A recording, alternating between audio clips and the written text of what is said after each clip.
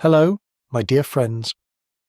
Imagine going a year without bathing, without washing your clothes, and believing that your body odour brings you closer to God. In many medieval monasteries, this was not uncommon but the norm. Nuns used straw as sanitary napkins, roots to scrub themselves, and slept in the same bed with a stench without complaint.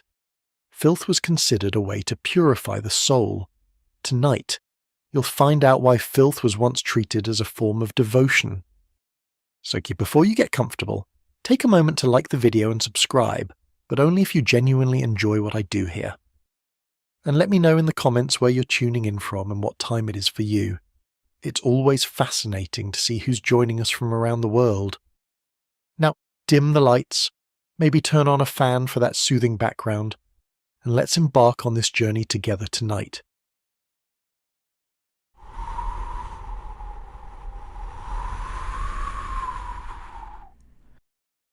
If you imagine that medieval nuns bathed regularly and kept their bodies clean as part of their devotion, the reality was very different. In many convents, bathing was not a normal habit. It was seen as something that could encourage vanity or physical pleasure, and for women who had taken vows, those things were considered dangerous. The idea of washing the whole body was treated with suspicion. The priority was the soul, not the skin. Water was used for drinking, cooking, and sometimes cleaning clothes, but rarely for the entire body. For many, staying unwashed was a sign of discipline. In several religious orders, the rules allowed a nun to bathe only once or twice a year. This was not because water was impossible to find. Wells and streams existed in many places. The reason was based on belief. To feel fresh and comfortable could be considered self-indulgent. A nun who asked to bathe more often might be seen as caring too much about her appearance.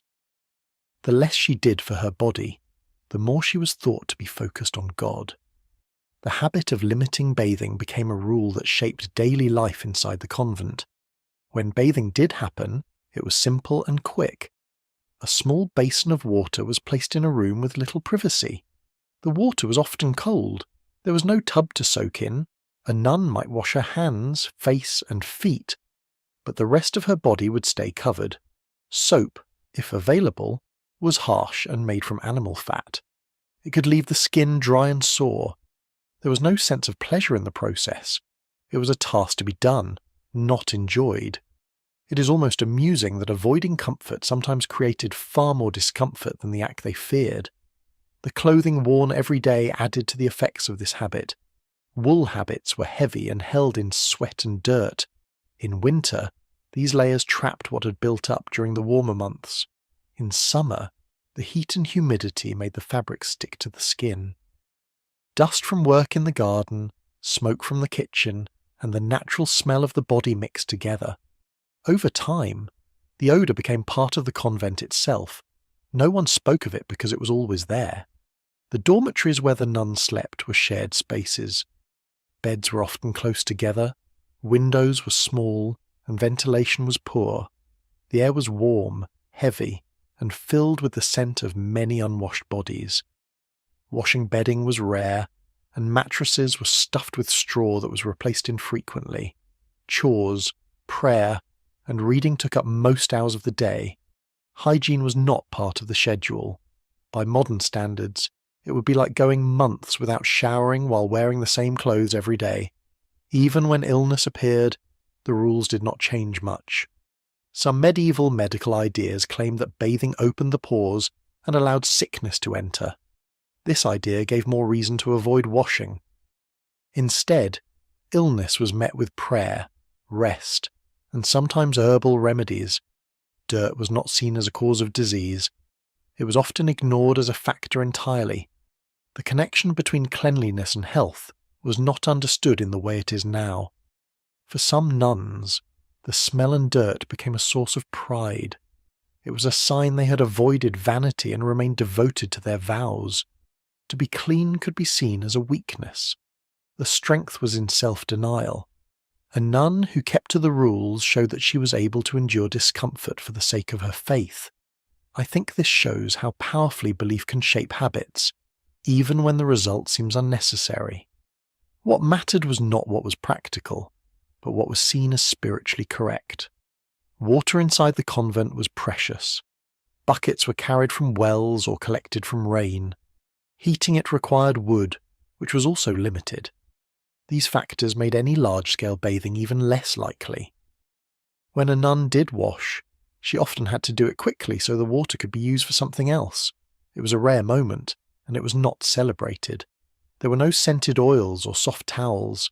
The process was closer to rinsing off than to cleaning fully. Life outside the convent could be different. In some towns, bathhouses still operated, though they were often connected to other activities that the church considered sinful. For that reason, nuns were kept away from them. The safest way to avoid temptation and gossip was to stay inside the walls and follow the established rules. The convent was a closed world, and its customs did not change quickly. Over time, the lack of bathing affected the body. Skin could become rough and hair brittle. Clothing took on a stiffness from layers of sweat and dust. These things were not considered problems that needed fixing. They were normal parts of life in service to God.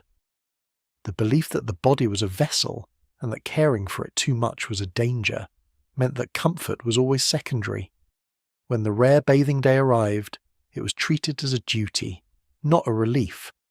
The same habit, often unwashed for weeks or months, might be put back on afterwards. Whatever brief sense of freshness there was disappeared quickly. Soon, the usual smell and weight of the clothing returned. There was no expectation that it would be otherwise. The routine of prayer, work, and rest continued, and the memory of water on the skin faded until the next scheduled washing. Inside these convent walls, the choice to avoid frequent bathing was part of a larger way of thinking. It was connected to rules about clothing, about food, and about speaking. Every part of life was meant to show discipline and focus on the spiritual rather than the physical. In this setting, washing too often was not just unnecessary, it was inappropriate. That view was accepted by all who lived there and passed down from one generation to the next. The sound of footsteps in stone corridors, the smell of wool and old straw, the stillness of the air in the dormitory, all became part of a single way of life. This was the world of the medieval nun, where water rarely touched the skin, and where the meaning of cleanliness was very different from what it is today. Soon, the same ideas that kept water from their bodies would also decide how their clothing was cared for, creating garments that told their own story of neglect. Clothing in the convent followed rules as strict as those that governed bathing, and undergarments were no exception. The same beliefs that kept water from the skin also kept it from fabric that touched the body most closely. Washing was not part of a weekly schedule. It was something done rarely, often only a few times a year, if at all. The result was that garments worn every day collected sweat, oils from the skin, and dust from work. Over time, the smell and stiffness became part of them. For the women who wore them, this was simply normal life. Undergarments were made from linen, a fabric chosen for its availability and durability. They were not delicate pieces. The cuts were simple, and they were worn under heavier habits that covered everything. Because the garments were hidden, their condition was rarely discussed. The same piece might be worn for months without being washed. In some cases, a nun would keep the same set through an entire winter, believing that there was no need to change it unless it was falling apart. It is almost impressive how long one piece of clothing could survive under such treatment, though it is not an experiment most would want to try today. The scarcity of washing was partly due to resources. Water had to be carried by hand, and heating it required fuel that was also needed for cooking and warmth. Choosing to wash clothes meant taking those resources from other tasks, but belief was just as important. Clean undergarments were not a priority in a life where physical comfort was secondary to spiritual focus. The idea that dirt and odour might be unpleasant was acknowledged, but that was not enough to change the rules. Enduring these conditions was seen as a sign of commitment. When washing did occur, it was done in the simplest way. Clothes were placed in a tub or large basin, soaked in cold water, and scrubbed with lye soap if it was available. The soap was strong and could weaken the fabric over time, which was another reason washing was avoided. After rinsing, the garments were wrung out by hand and hung to dry in the open air. In winter, drying could take days. During that time, the nun would either wear another equally worn set or put the damp garment back on. The smell of unwashed fabric was part of the environment. It was a mix of sweat, natural body oils, and the mustiness that comes from being covered most of the time. In the shared sleeping quarters, this smell blended with the scent of wool habits, bedding, and the room itself. By modern standards, it would be like wearing the same undershirt for an entire season without laundering it once. The difference was that here, it was a collective habit. No one person stood out, because everyone lived the same way. This approach to clothing care also had practical effects. The fabric, stiff from repeated wear without washing, could rub against the skin and cause irritation. In warmer months, sweat made the linen cling and chafe. In colder months, the fabric trapped warmth, but it also held in everything else. The sensation of putting on a freshly washed garment was so rare that it might have felt unfamiliar, even strange, when it happened. For the women in the convent, the garments were not seen as personal items in the way they might be today. They were part of the uniform of their order, not expressions of individual choice. This made them easier to ignore. The focus was on the duties of the day, the prayers, the work, and the rules. Personal comfort came far down the list. I find it striking that the absence of choice in something so close to the body could become completely invisible once it was part of daily life. The garments served their purpose, and that was all that was expected. Occasionally, garments were repaired instead of washed. Tiers were stitched, seams reinforced, and worn areas patched. This extended the life of the fabric, but it also meant that stains and odours stayed embedded. Repairs were made in communal workrooms, where several women might be mending clothing at the same time. The smell of the fabric was familiar enough that it passed without comment. Some convents had designated laundry days, but these were rare events, sometimes tied to the change of seasons. Even then, only the most necessary items were washed. The heavier habits and veils might go years without laundering. Washing undergarments was a practical choice because they wore out more quickly, but it was still infrequent. When supplies were short, a nun might own only 2 sets, rotating them as needed, which made frequent washing impossible. The attitude toward clothing care was also shaped by the wider beliefs of the time. In many medieval communities, frequent washing of either the body or clothes was not considered essential to health. Dirt was not automatically linked to illness in the way it is understood now. Instead, there was concern that washing could weaken the body or open it to disease. These ideas reinforced the habit of leaving garments unwashed for long periods. The weather played a role in how garments were managed. In winter, water could freeze in buckets, making laundry even more difficult. In summer, washing might be easier, but drying in humid air could leave garments smelling damp even after they were clean. As a result, many women preferred to avoid washing unless absolutely necessary. The inconvenience outweighed the benefits in their eyes. When garments were finally washed, the process was labour-intensive, carrying water, heating it if possible, scrubbing each piece, and finding space to dry everything took hours.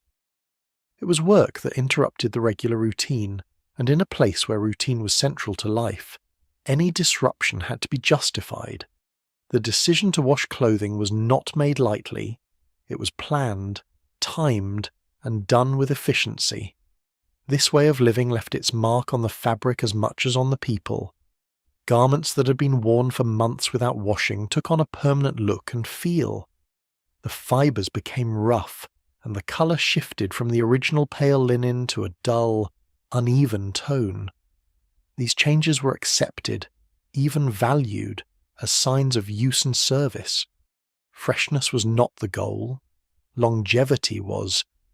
In the long halls and quiet rooms of the convent, the state of the clothing was part of the environment, like the sound of the bells or the smell of the kitchen. No one spoke of it because there was nothing unusual about it. To live there was to accept it, just as one accepted the rules about bathing, eating, and prayer.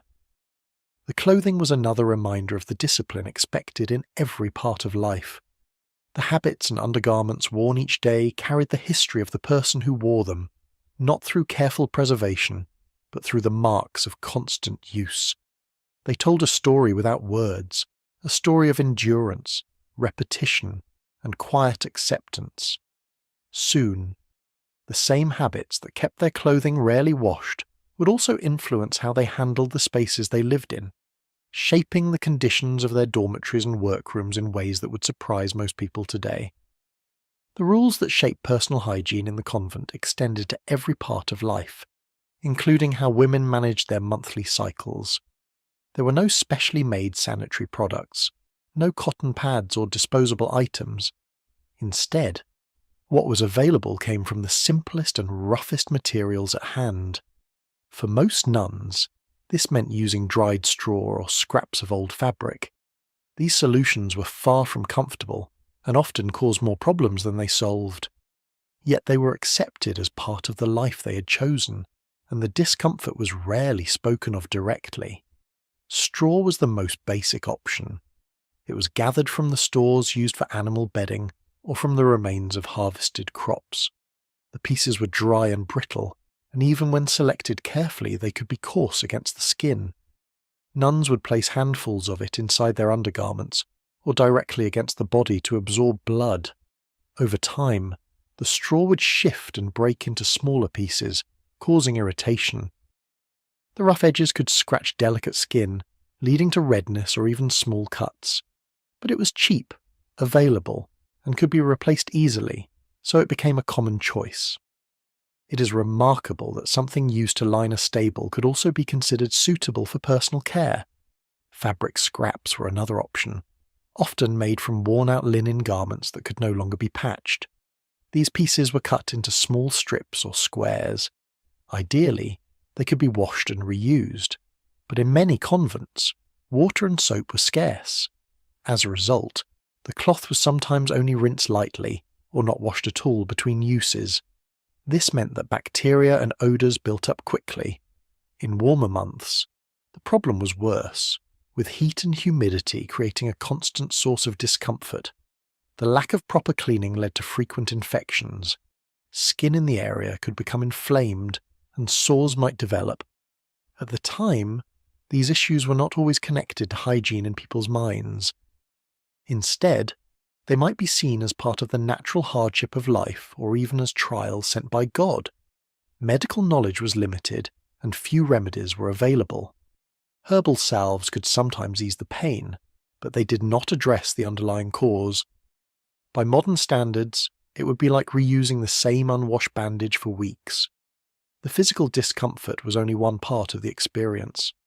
There was also the challenge of managing menstruation while living in a community where privacy was scarce. Dormitories were shared, and changing the straw or cloth had to be done discreetly. There were no private bathrooms. A nun might use a small corner of a washroom or find a secluded spot in the garden to make adjustments. Even then, there was the constant worry of staining her clothing, which could be difficult to remove and might be noticed by others. The odour from both the materials and the menstrual blood was another issue. Without regular washing, the smell would linger, especially in the close air of the dormitories. It mixed with the general scent of unwashed bodies and clothing, becoming part of the background atmosphere. Those who lived there grew used to it, but for an outsider, it would have been overwhelming.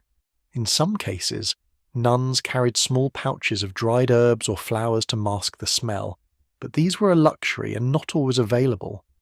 The choice of materials was influenced not only by resources but also by ideas about modesty and simplicity. Using something rough and basic was seen as more virtuous than seeking comfort. To endure the pain and inconvenience without complaint was a sign of discipline. Complaining about discomfort might be viewed as weakness or vanity. This mindset meant that even when better materials were theoretically available, they were not always adopted. The belief in the value of suffering kept the old methods in place. The effects of these practices could last beyond the menstrual cycle. Constant irritation and infections sometimes led to more serious health problems. In a time when medical care was rudimentary, such conditions could go untreated for long periods. This added to the general wear on the body that came from years of limited bathing, poor diet, and hard physical work. Yet these issues were rarely recorded in detail, as they were considered private matters unfit for formal documentation. Daily routines continued regardless of the discomfort. Work in the kitchen, the garden, or the scriptorium did not stop. The materials used for menstruation had to be managed quietly and without drawing attention. A nun might carry extra straw in a pocket or a bundle of cloth tied with a string, ready to be changed when she could find the time. There were no special allowances or lighter duties given for those experiencing pain or heavy bleeding. The rhythm of the convent did not bend to personal needs. When the time came to dispose of soiled straw, it was usually burned or thrown into waste pits along with other refuse. Cloth scraps, on the other hand, were too valuable to discard unless they were falling apart. They would be rinsed, dried, and put back into use. This cycle repeated month after month, year after year, becoming as much a part of convent life as prayer and work. I can't help but think about how these choices, shaped by belief and necessity, created a quiet endurance that most people today can hardly imagine. Some convents might have had small improvements, wealthier institutions, supported by patrons or attached to larger churches, could sometimes afford better quality linen or herbal mixtures for washing. But these were exceptions. For most, the materials remained simple and rough, and the habits around their use changed little over time. The consistency of these practices meant that generations of women experienced the same challenges. The handling of menstruation was also connected to religious attitudes toward the body. In many medieval Christian communities, menstrual blood was considered a sign of impurity. This belief reinforced the idea that it should be hidden and managed with as little fuss as possible. Talking about it openly was discouraged, even among women.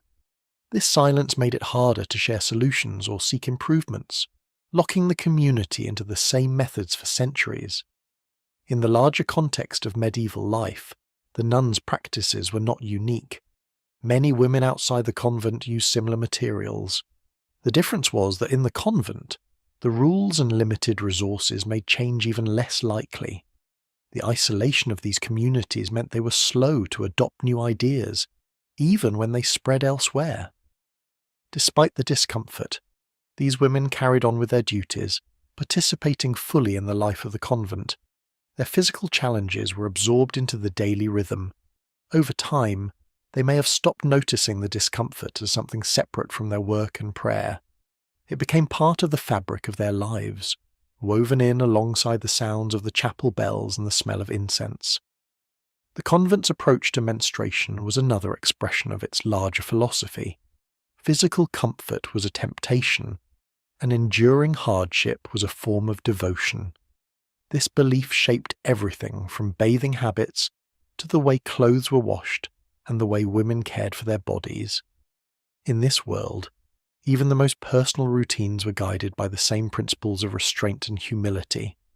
Soon, the same attitudes that shaped their care during menstruation would also define how they managed illness, leading to practices that could prolong suffering rather than ease it. Sanitation inside a medieval convent was basic at best, and the arrangements for relieving oneself were among the most uncomfortable parts of daily life. Privacy was not a common concern in these matters. The facilities were simple, often nothing more than a hole in the ground with a wooden plank placed across the top. This served as both a seat and a cover, though it did little to make the experience more pleasant. There were no walls, no doors, and no separation between one person and the next if several needed to use the space at the same time. The act was treated as a necessity, not something to be made comfortable. In some convents, there was not even a fixed latrine. Instead, a large wooden tub or barrel was used as a communal toilet. The tub would be placed in a corner or a small shed and used by everyone until it was full enough to be emptied. When the time came, the contents were carried outside and disposed of in a pit or spread on fields as fertilizer, This work was unpleasant, and usually assigned to the lowest-ranking members of the community. It is hard to imagine that any vow of humility could make carrying a barrel of waste feel like a noble duty, but they managed it. The smell was constant. Even in winter, when the air was cold, the scent lingered. In summer, the heat made it far worse. The odour would seep into nearby rooms, carried on the air. Flies and other insects were drawn to the area, adding to the discomfort. Washing hands after using the facilities was not a consistent habit, especially when water was scarce. This meant that germs spread easily, though the connection between waste and disease was not well understood at the time. The design of these facilities reflected the priorities of the convent. Space was limited, resources were scarce, and comfort was low on the list of concerns. The latrine was functional, and that was enough. There were no efforts to improve the smell or provide privacy unless the convent had unusual wealth or influence. In those rare cases, a more permanent stone latrine might be built, sometimes with a small channel of water to carry waste away. But even then, the smell remained, and the cold air in winter made the space unpleasant in a different way. Using the facilities was a communal experience in the most literal sense. A nun might find herself seated next to another, separated only by the width of the plank or by nothing at all. Conversation was rare during these moments, not because it was considered improper, but because there was little to say. The focus was on finishing quickly and returning to other duties. By modern standards, it would be like replacing a bathroom with a bench over a ditch in a public park. The idea of privacy simply did not factor into the design.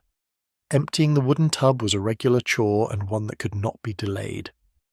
If it was left too long, the smell would become unbearable, and overflow could occur. The task required carrying the heavy, sloshing container out of the building and across the grounds. The waste was dumped into pits that were sometimes covered with soil, though in other cases it was left exposed. In agricultural communities, human waste was sometimes mixed with animal manure and spread on fields, adding to the cycle of smell that surrounded daily life. The location of the latrine within the convent was chosen for convenience, not necessarily for hygiene. It might be close to the dormitories or workrooms so that it could be reached quickly. But this also meant that the smell could drift into those spaces.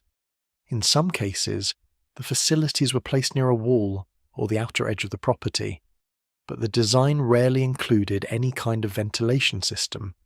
The air simply carried the scent wherever it would. For the women living in the convent, the latrine was not something to be improved or modernized. It was part of the structure of their lives, just as the schedule of prayers and work was. They accepted it as it was, enduring the smells and the lack of privacy without expecting anything better. Complaints about such matters were rare and likely discouraged, as they could be seen as signs of weakness or discontent. I think this acceptance shows how deeply habit can shape what people are willing to tolerate. The health risks of such arrangements were real, though not fully understood at the time. Waste pits could contaminate nearby wells if they were too close, and flies could carry bacteria from the latrine to food preparation areas. Illnesses such as dysentery or intestinal worms were common in medieval communities, and the convent was no exception. These conditions could pass quickly through a group living in close quarters, especially when sanitation was poor. Despite these risks, the latrine was used by everyone, from the abbess to the newest novice. Rank did not grant a private space. The shared experience was another way in which the community reinforced its equality in daily life, though it was equality in hardship rather than in comfort. The routine of using the same facilities, cleaning them, and living with their smell was woven into the rhythm of the day. The wooden plank itself required maintenance. Over time, it could warp or rot from exposure to moisture. Repairs were made by the convent's carpenters or by hiring local craftsmen. Sometimes, a new plank would be placed directly over the old one, adding to the unevenness of the seat. The tub, too, could leak or crack, leading to unpleasant spills. In such cases, repairs had to be done quickly to avoid making the area unusable. During winter, the cold made visiting the latrine even more unpleasant. The wooden seat was icy to the touch, and the unheated space meant that trips were made as quickly as possible. In summer, the heat increased the smell, and flies became a constant nuisance. There was no season in which the latrine was truly comfortable. It was a necessary place, nothing more. The idea of building better facilities may have existed in some minds, but the resources and priorities of the convent did not allow for it. Improvements cost money, and money was needed for food, clothing, and repairs to the main buildings. Sanitation was considered adequate as long as the waste could be removed and the space could be used without causing immediate harm. In the end, the wooden tub or the plank over a pit served its purpose. It allowed the community to manage human waste with the tools and knowledge they had. The conditions were unpleasant, but they were not unique to convents. Many medieval households and even castles had similar arrangements. The difference was that in the convent, the close living quarters and strict routines meant that everyone shared in the same experience without exception. This system of communal facilities reflected the larger values of the convent: practicality over comfort, shared hardship over individual ease, and the belief that enduring such conditions was part of a life devoted to God. The smell, the lack of privacy, and the basic design were accepted as unchangeable facts. As with so many other aspects of life there, the latrine was a place where necessity ruled over comfort, and where daily endurance was both expected and unremarkable. Soon, the same acceptance that surrounded their latrine would also be seen in how they handled waste in other parts of the convent, including kitchens and workrooms where food was prepared. Sleeping arrangements in the convent were made to conserve space and resources, and this often meant that 2 or even 3 nuns shared the same bed. The dormitories were long, narrow rooms lined with simple wooden frames, each holding a straw-filled mattress. Bedding was limited, so sharing was the practical choice. There were no curtains or partitions, and the beds stood close to one another, forming a continuous row down the length of the room. At night, the air in these spaces was still and heavy, holding the smells of the day within its walls. Sharing a bed meant sharing everything that came with it. The warmth from each body spread quickly under the shared blanket, but so did the scent of unwashed skin and clothing. This mingled with the smell of straw that had not been changed for months, creating an odour that became part of the nightly routine. It was not considered unpleasant by those who lived with it because it was constant and inescapable. It is almost impressive how quickly people can stop noticing something when there is no chance of escape from it. The close contact also made it easy for lice and fleas to spread. These pests thrived in the fabric of habits, in bedding and hair. Once they were established, they moved freely from one person to the next during the night. The scratching that followed was so common that it became part of the background noise in the dormitory. A quiet rustle of straw, the sound of someone turning over, and the faint scraping of nails on skin could be heard from one end of the room to the other. Mattresses were rarely cleaned. The straw inside was replaced only when it was so broken down that it no longer supported the sleeper. In between changes, the straw absorbed sweat, oils, and any insects that happened to be living there. Washing the bed covers was also infrequent, partly because it was labour-intensive and partly because water and soap were reserved for other tasks. A blanket might go years without a proper wash, holding the history of many nights within its fibres. By modern standards, it would be like never washing your sheets and swapping sleeping partners every few nights. Despite these conditions, sharing a bed was accepted as necessary. It reduced the number of blankets needed and helped keep warm in winter. The heat from 2 or 3 bodies could make a noticeable difference when the stone walls of the convent held the cold. Comfort was measured in practicality, not in personal space. A single bed to oneself was a luxury that few, if any, enjoyed. The arrangement also had an unspoken social function. Sleeping so close to one another reinforced the sense of community. The nuns lived, worked, prayed, and rested together. Their lives were interwoven, and the physical closeness at night was an extension of that. While it carried the risk of spreading pests and illness, it also created a shared endurance. If one person suffered from lice, chances were that the rest would as well, and they endured it together without complaint. Occasionally, an illness or skin condition would make sharing more difficult. Rashes, sores, and infections could spread through the dormitory. Medieval medicine offered few solutions beyond herbal poultices and prayers. In some cases, a nun might be moved to a separate bed while she healed, but this was rare.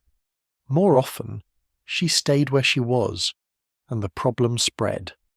Privacy and isolation for health reasons were not standard practice in the convent. The dormitories themselves were plain. The walls were bare stone, and the floors were wooden planks or packed earth. Light came from narrow windows during the day, and from oil lamps or candles at night. The warmth in winter depended entirely on the bodies in the room and the blankets they shared. Ventilation was minimal, so the air often felt thick and close. Opening a window in cold weather was avoided for fear of letting in the chill, even though it might have cleared the air. Noise in the dormitory was generally low, but it was not silent. The sounds of breathing, turning over, and the occasional whispered prayer filled the space. The most constant sound, however, was scratching. It was a small, repetitive noise, sometimes slow, sometimes quick, as hands sought relief from the itch of pests or dry skin. The rhythm of it was so familiar that it faded into the background, part of the soundtrack of life in the convent. The bedding arrangement also meant that smells carried easily. A nun returning from work in the kitchen brought with her the scent of smoke and cooked food. One who had been in the garden might carry the earthy smell of soil. These scents settled into the bedding, mixing with the constant underlying odour of unwashed fabric and bodies. The combination was unique to each dormitory, but shared the same heavy, lived-in quality. Cleaning the dormitory was a group effort, but it did not happen often. Sweeping the floor and shaking out blankets removed some dust and dirt, but it did little to address the deeper smells and pests. Replacing all the straw in the mattresses was a major task, requiring time, labour, and fresh material, so it was done as infrequently as possible. In between, the nuns simply adjusted to the state of their beds and carried on. Some convents had more resources and could offer slightly better sleeping arrangements, such as individual narrow beds or more frequent straw changes. But for most, the shared bed was the standard, and improvements were unlikely. The simplicity of the dormitory was in keeping with the values of the community: humility, endurance, and focus on spiritual life over physical comfort. I find it telling that even in their most vulnerable hours, these women lived by the same principles that guided them in the chapel and the workroom. Sharing beds also shaped the relationships between the women. Sleeping beside the same person for months or years created a bond, even if it was unspoken. They felt each other's movements in the night, shared warmth, and endured the same discomforts. While there was little discussion of such matters, the experience of sleeping so closely was part of the web of daily connections that made up convent life. When visitors or new novices arrived, the arrangement could be surprising.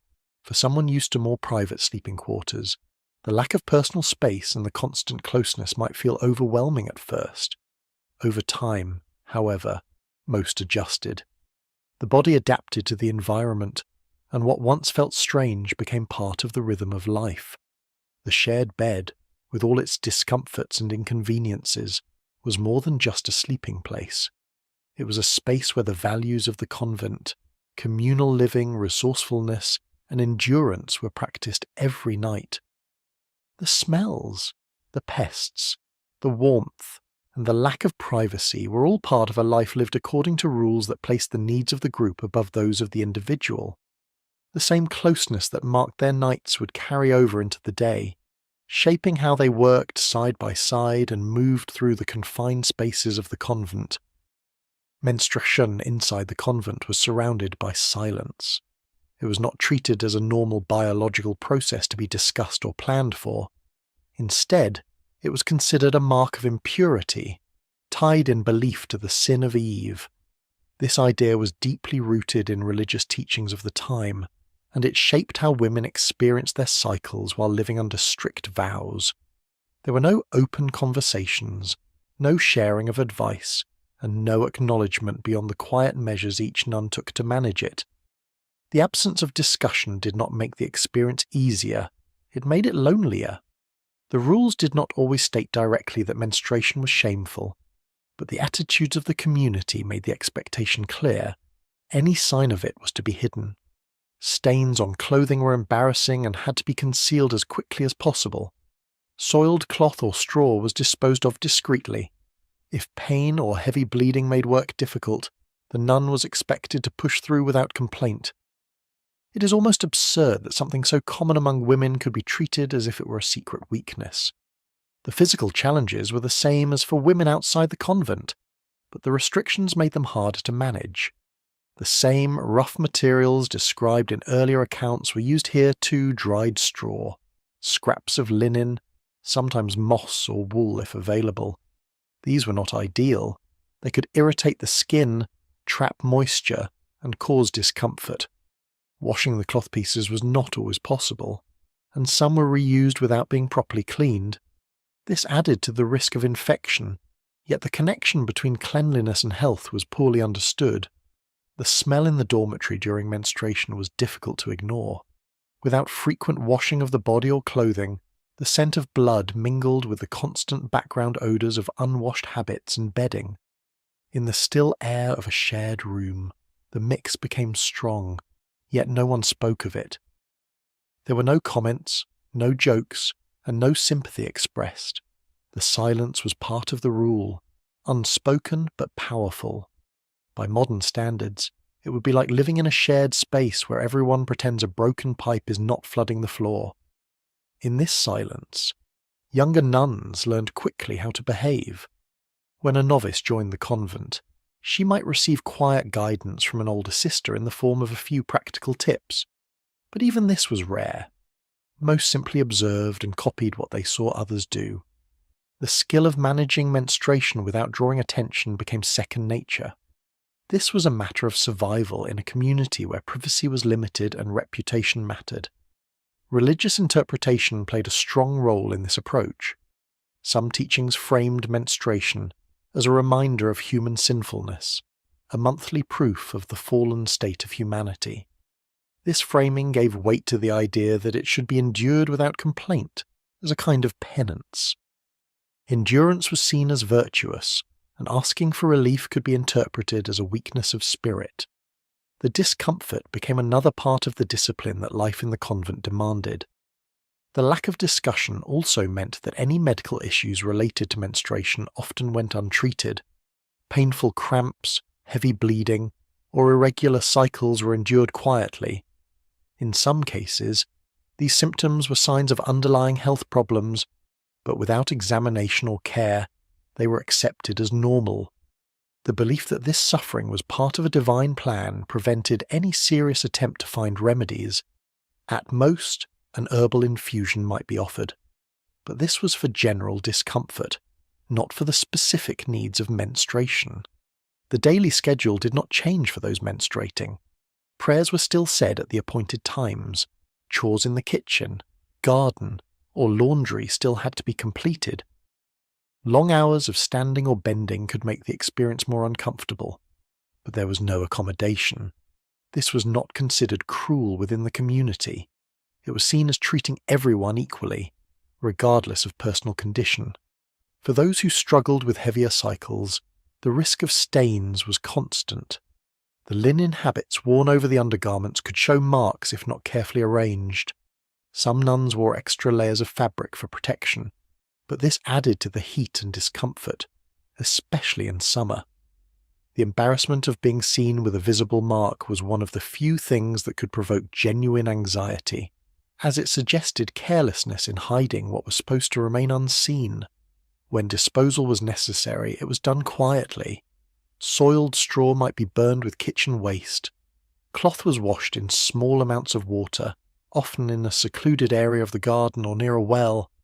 This was done at odd times to avoid being noticed. In this way, menstruation became not only a physical burden but a logistical one. fitting the necessary tasks into the day without drawing attention. The effects of this culture of silence reached beyond the physical. It shaped how the nuns thought about their bodies. The monthly cycle was not something to be understood or respected as part of life. It was treated as a flaw to be concealed. This mindset could deepen the separation between body and spirit that the religious life already encouraged. I find it striking how a natural part of life could be turned into something that had to be erased from the community's awareness. In some cases, the silence may have created bonds between individuals. A quiet understanding could develop between women who shared the same experience, even if it was never spoken of. A small gesture, like leaving a bundle of clean cloth for someone, could be an act of kindness in a world that offered little acknowledgement. These moments were rare, but they were meaningful. The overall effect, however, was to keep menstruation invisible in the official life of the convent. It was not mentioned in records, not depicted in art, and not included in the teachings given to novices beyond the bare minimum. It existed in the shadows of daily life, managed through personal routine and private resilience. In this way, it mirrored other aspects of convent life that required endurance without recognition. The combination of physical discomfort, limited resources, and cultural silence created a cycle of its own. Each generation of nuns learned from the one before, repeating the same practices and holding the same attitudes. Without outside influence or new ideas, nothing changed. The materials stayed the same, the silence stayed the same, the discomfort stayed the same, the sense of impurity attached to the process stayed the same. To live under these conditions was to accept that some parts of life would always be difficult and unacknowledged. The endurance of menstruation without support was one of those parts. It was folded into the larger picture of a life devoted to discipline, sacrifice, and the rejection of worldly comfort. The belief that this was the proper way to live left little room for questioning. The way menstruation was treated inside the convent was not unique to these communities. Across much of medieval society, the same attitudes were common. The difference was that the convent magnified them through its strict rules and isolation from the outside world. The silence became deeper and the practices more entrenched. In this environment, the monthly cycle was not just a personal matter, it was a measure of obedience to the unspoken rules that governed the body. The ability to keep it hidden, to endure it without complaint, and to continue with the day's duties was part of what it meant to live the religious life. In the same way they concealed their monthly cycles, the nuns would learn to hide the signs of sickness, turning illness into another quiet burden carried within the convent walls. Care for the mouth and teeth was not a priority in the convent. Brushing teeth, in the rare places where it happened at all, was considered unnecessary for a life devoted to humility and self-denial. The idea of using a brush was more often associated with vanity than with health. Most nuns did not own anything that resembled a toothbrush. At best, they might use a damp cloth, their fingers, or a thin twig to rub over the surface of the teeth. The goal was not to remove all food particles or prevent decay, but simply to freshen the mouth enough to be tolerable for prayer or work. It is almost humorous to think how something seen today as a basic necessity was once dismissed as an indulgence. The absence of regular cleaning meant that bad breath was a constant feature of life in the convent. It was not considered rude or unpleasant in the same way it might be now, because everyone shared the same condition. The heavy smell of unwashed mouths blended with the other scents of daily life wool clothing that had not been laundered for months, straw-filled mattresses, and the lingering smoke from the kitchen fires. This mixture filled the dormitories, the chapel, and the workrooms without comment. By modern standards, it would be like living in a space where every conversation happens through a haze of garlic and old coffee. Teeth suffered under these conditions. Without tools or knowledge to prevent decay, cavities developed quickly. The diet, often heavy in coarse bread and porridge, wore down enamel over time. Pain from a damaged tooth might last for months or even years before it is removed, usually by whatever local method was available. There were no trained dentists in the convent. Extraction was often done with simple tools, without anesthesia, and only when the pain became too great to bear. It was common for women to lose several teeth by middle age, sometimes more. Even when pain was severe, it was not a subject of open discussion. Endurance of physical discomfort was a virtue in the religious life. Complaining was discouraged, and the suffering was folded into the daily rhythm as if it were another part of the vows. If relief was sought, it might come in the form of rinsing the mouth with herbal infusions such as sage or mint, but these were used more for their taste and mild scent than for any proven medical benefit. They did little to address the real problem. The loss of teeth brought its challenges. Eating became harder, especially with the coarse food available in the convent. Bread crusts, nuts, and dried legumes required strong teeth, and without them, meals could be slow and uncomfortable. Yet the diet did not change for those who struggled. The expectation was that everyone ate the same food in the same way. The idea of making softer meals for those without teeth was rarely considered, unless illness was severe enough to confine someone to bed. Staining was also common. Without regular cleaning, teeth took on the colour of the food and drink consumed daily. Herbal teas, wine used for communion, and vegetables from the garden left marks that deepened over time. This change in appearance was not seen as a problem. Vanity about looks was discouraged, and a less than perfect smile was accepted without judgment. A nun's worth was measured in her devotion, not in the whiteness of her teeth. The few who tried to keep a better standard of oral care might use a small stick, chewed on one end to create bristles. These chewing sticks were known in some parts of Europe, but their use in convents was rare. The belief that the mouth would naturally take care of itself was widespread. Any odour or discomfort was seen as a minor matter, not worth the effort or resources required to fix it. I think it is telling that even when simple solutions existed, they were often ignored because comfort was not the goal. This neglect had consequences beyond the mouth. Infections from untreated cavities could spread to the jaw or cause other illnesses, though the link was not understood at the time. Swelling, fever, and weakness sometimes followed severe dental problems, adding to the general physical toll of convent life. Still, these issues were absorbed into the background of daily endurance, like so many other discomforts. Socially, bad breath and missing teeth did not isolate anyone. Since the condition was shared by all, it did not carry stigma. In the rare event that an outsider visited and noticed, it was simply part of the difference between life in the convent and life in the wider world. The nuns were not trying to meet the standards of outsiders.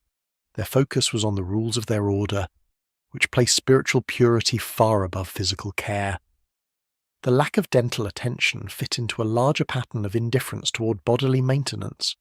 Just as bathing was rare and clothing went unwashed for long periods, the mouth was left largely to its own devices. The connection between oral health and overall health was unknown, so there was no urgency to change. What mattered was that the nuns kept to their prayers, performed their duties, and accepted whatever discomfort came with the life they had chosen.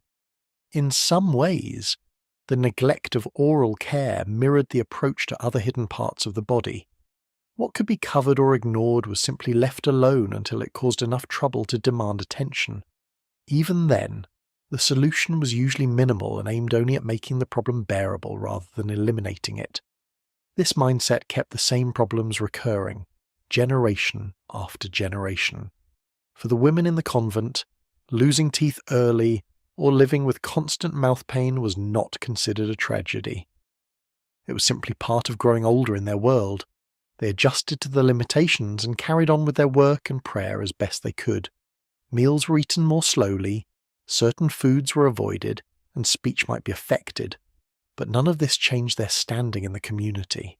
In the rhythm of convent life, the state of one's teeth was just another quiet reality, like the worn straw in the mattresses or the smell of the latrine. It existed without fanfare, without pity, and without much thought beyond the moments of sharp pain or difficulty chewing. Neglecting the mouth was only part of their approach to the body, and the same mindset appeared in how they tried to clean themselves, often turning to handfuls of ash, soil, or dried roots instead of water and soap. When water was scarce or bathing was restricted by the convent's rules, the nuns turned to whatever materials were available to perform a symbolic kind of washing. Instead of immersing themselves in clean water, they used ash from the fireplace or dry soil from the garden. This was not done to achieve the kind of cleanliness most people imagine.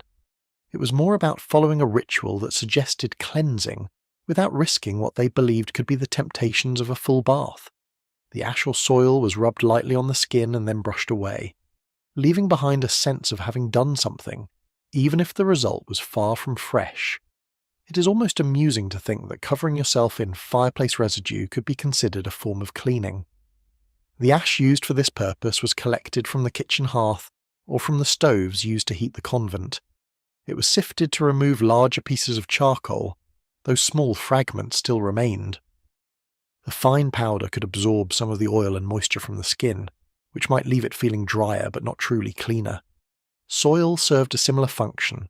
A handful of dry earth, rubbed over the hands or arms, could take away surface grease but would also leave a faint layer of dust. Neither method removed much dirt, and both left their own residues behind. Dried roots were another tool, especially in places where certain plants were believed to have cleansing or medicinal properties. A root might be scraped against the skin as a substitute for soap. This could remove some loose particles but often caused irritation, especially if the surface of the root was rough. Over time, repeated use could leave the skin chafed, red, and prone to cracking. Yet these signs of wear were not taken as a reason to stop. By modern standards, it would be like replacing soap with a handful of sand and calling it a beauty treatment. For the women in the convent, these practices were shaped as much by belief as by necessity. Bathing was not encouraged because it was linked to physical pleasure, which was seen as a distraction from spiritual life. Ash, soil, and roots were humble, readily available, and far from luxurious. They fit the ideals of poverty and simplicity that the convent valued. The discomfort they caused was accepted, even embraced, as a form of discipline. The process of using ash or soil to clean was straightforward. A nun might take a small bowl of the material into a quiet corner, rub it over her hands, face, and sometimes her feet, then brush it away with a cloth or her palms. There was no rinsing with water unless it was absolutely necessary. The act was more about the gesture than the outcome. She had done something to acknowledge the need for cleanliness, even if her body remained much as it was before. This kind of symbolic washing was also linked to older traditions. In some medieval cultures, ash had religious significance, used in rites of penance and humility. For a nun, rubbing ash on the skin could serve as a reminder of her vows, reinforcing the idea that the body was temporary and unimportant compared to the soul. Soil, too, carried a symbolic weight, connecting the person to the earth and to the cycle of life and death. These meanings added to the acceptance of such practices in place of practical hygiene. The consequences for the skin were noticeable. Without water to remove the particles, the ash or soil could clog pores, leading to rashes or persistent itching. The dryness it caused sometimes resulted in flaking skin, especially in winter when the cold air already stripped away moisture. Still, these effects were seen as minor compared to the risk of indulgence that a real bath supposedly carried. I think it shows how belief can turn a simple, uncomfortable habit into something with the weight of duty. Rubbing with dried roots could be more damaging than ash or soil. Depending on the plant, the fibres might scrape away small amounts of skin, leaving it tender. Some roots were chosen for their scent or supposed medicinal benefits, but the effectiveness was limited. If the root was too hard or rough, it could even break the skin slightly, increasing the chance of infection. These risks were accepted without much concern, partly because such injuries were not viewed as serious unless they became impossible to ignore. These methods were not daily routines. They were used occasionally, when a nun felt the need to refresh herself without breaking the rule against frequent bathing. The timing might depend on the season, her workload, or the availability of materials. In summer, when sweat was heavier, ash or soil might be used more often. In winter, the cold made any kind of cleaning less appealing, and the practice might be skipped for weeks at a time. The smell after such a cleaning was different, but not necessarily better. Ash carried the scent of smoke and burnt wood. Soil had its earthy odour. Neither masked the underlying human scent for long. In the confined air of the dormitory, these smells mixed with those of unwashed clothing, bedding, and bodies, creating an atmosphere that was unique to the convent but difficult for outsiders to tolerate. The idea that discomfort was part of devotion kept these practices alive. A nun who used ash or soil instead of water was not just avoiding luxury. She was demonstrating that she could live with less, resist the temptation of comfort, and focus on her spiritual life. The dryness, itching, and lingering dirt were all part of that demonstration. No one praised her for smelling clean, but her commitment to the rule was noticed. Over time, the skin adapted in its way. Calluses formed where roots scraped regularly. The pores seemed to adjust to the constant presence of fine particles. The sensation of water on the skin became rare and strange, almost startling when it happened. The absence of soap, hot water, or soft cloths became the normal state of life. So much so that these things might have felt excessive or even wrong if they were suddenly offered.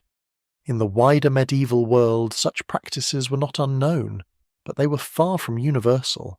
In towns and cities, people with access to public bathhouses or private washing spaces preferred water when possible. In the convent, however, tradition and discipline outweighed convenience. The ash and soil remained the tools of choice for those who wished to stay within the bounds of the rules. These habits, though crude, were passed from one generation of nuns to the next. Novices learned them from watching older women, just as they learned the schedule of prayers and the proper way to keep silence. The methods became part of the rhythm of life, a quiet, practical expression of the values the convent upheld. While these forms of symbolic washing could never match the effects of water and soap, they satisfied the need to act without challenging the beliefs that restricted real bathing. They were an imperfect solution to a problem that, for the nuns, was more spiritual than physical. The same willingness to accept partial solutions would appear again in how they dealt with body hair, where the natural state was preserved in the name of devotion. When water was scarce or bathing was restricted by the convent's rules, the nuns turned to whatever materials were available to perform a symbolic kind of washing. Instead of immersing themselves in clean water, they used ash from the fireplace or dry soil from the garden. This was not done to achieve the kind of cleanliness most people imagine. It was more about following a ritual that suggested cleansing without risking what they believed could be the temptations of a full bath. The ash or soil was rubbed lightly on the skin and then brushed away, leaving behind a sense of having done something, even if the result was far from fresh. It is almost amusing to think that covering yourself in fireplace residue could be considered a form of cleaning. The ash used for this purpose was collected from the kitchen hearth or from the stoves used to heat the convent. It was sifted to remove larger pieces of charcoal, though small fragments still remained. The fine powder could absorb some of the oil and moisture from the skin, which might leave it feeling drier but not truly cleaner. Soil served a similar function. A handful of dry earth, rubbed over the hands or arms, could take away surface grease but would also leave a faint layer of dust. Neither method removed much dirt, and both left their residues behind.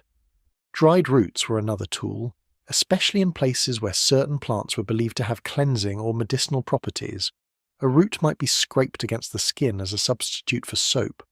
This could remove some loose particles but often caused irritation, especially if the surface of the root was rough. Over time, repeated use could leave the skin chafed, red, and prone to cracking. Yet these signs of wear were not taken as a reason to stop. By modern standards, it would be like replacing soap with a handful of sand and calling it a beauty treatment. For the women in the convent, these practices were shaped as much by belief as by necessity. Bathing was not encouraged because it was linked to physical pleasure, which was seen as a distraction from spiritual life. Ash, soil, and roots were humble, readily available, and far from luxurious. They fit the ideals of poverty and simplicity that the convent valued. The discomfort they caused was accepted, even embraced, as a form of discipline. The process of using ash or soil to clean was straightforward. A nun might take a small bowl of the material into a quiet corner, rub it over her hands, face, and sometimes her feet, then brush it away with a cloth or her palms. There was no rinsing with water unless it was absolutely necessary. The act was more about the gesture than the outcome. She had done something to acknowledge the need for cleanliness, even if her body remained much as it was before. This kind of symbolic washing was also linked to older traditions. In some medieval cultures, ash had religious significance, used in rites of penance and humility. For a nun, rubbing ash on the skin could serve as a reminder of her vows, reinforcing the idea that the body was temporary and unimportant compared to the soul. Soil, too, carried a symbolic weight, connecting the person to the earth and to the cycle of life and death. These meanings added to the acceptance of such practices in place of practical hygiene. The consequences for the skin were noticeable. Without water to remove the particles, the ash or soil could clog pores, leading to rashes or persistent itching. The dryness it caused sometimes resulted in flaking skin, especially in winter when the cold air already stripped away moisture. Still, these effects were seen as minor compared to the risk of indulgence that a real bath supposedly carried. I think it shows how belief can turn a simple, uncomfortable habit into something with the weight of duty. Rubbing with dried roots could be more damaging than ash or soil. Depending on the plant, the fibers might scrape away small amounts of skin, leaving it tender. Some roots were chosen for their scent or supposed medicinal benefits, but the effectiveness was limited. If the root was too hard or rough, it could even break the skin slightly, increasing the chance of infection. These risks were accepted without much concern, partly because such injuries were not viewed as serious unless they became impossible to ignore. These methods were not daily routines. They were used occasionally, when a nun felt the need to refresh herself without breaking the rule against frequent bathing. The timing might depend on the season, her workload, or the availability of materials. In summer, when sweat was heavier, ash or soil might be used more often. In winter, the cold made any kind of cleaning less appealing, and the practice might be skipped for weeks at a time. The smell after such a cleaning was different but not necessarily better. Ash carried the scent of smoke and burnt wood. Soil had its earthy odour. Neither masked the underlying human scent for long. In the confined air of the dormitory, these smells mixed with those of unwashed clothing, bedding, and bodies, creating an atmosphere that was unique to the convent but difficult for outsiders to tolerate. The idea that discomfort was part of devotion kept these practices alive. A nun who used ash or soil instead of water was not just avoiding luxury. She was demonstrating that she could live with less, resist the temptation of comfort, and focus on her spiritual life. The dryness, itching, and lingering dirt were all part of that demonstration. No one praised her for smelling clean, but her commitment to the rule was noticed. Over time, the skin adapted in its way. Calluses formed where roots scraped regularly. The pores seemed to adjust to the constant presence of fine particles. The sensation of water on the skin became rare and strange, almost startling when it happened. The absence of soap, hot water, or soft cloths became the normal state of life, so much so that these things might have felt excessive or even wrong if they were suddenly offered. In the wider medieval world, such practices were not unknown, but they were far from universal. In towns and cities, people with access to public bathhouses or private washing spaces preferred water when possible. In the convent, however, tradition and discipline outweighed convenience. The ash and soil remained the tools of choice for those who wished to stay within the bounds of the rules. These habits, though crude, were passed from one generation of nuns to the next. Novices learned them from watching older women, just as they learned the schedule of prayers and the proper way to keep silence. The methods became part of the rhythm of life, a quiet, practical expression of the values the convent upheld. While these forms of symbolic washing could never match the effects of water and soap, they satisfied the need to act without challenging the beliefs that restricted real bathing. They were an imperfect solution to a problem that, for the nuns, was more spiritual than physical. The same willingness to accept partial solutions would appear again in how they dealt with body hair, where the natural state was preserved in the name of devotion. In the convent, body odour was not treated as a problem to be solved. It was often regarded as a natural result of living a life of humility and devotion. For some, it even became a point of pride. The smell of unwashed skin, clothing, and hair was reframed as a sign of commitment, something that marked the individual as separate from the vanity of the outside world. It is almost unbelievable that a strong odour could be seen as a holy fragrance, but that was the mindset they carried. The belief came from the idea that the body was secondary to the soul, and any effort to make it more pleasant or attractive could be a temptation toward vanity. A nun who smelled clean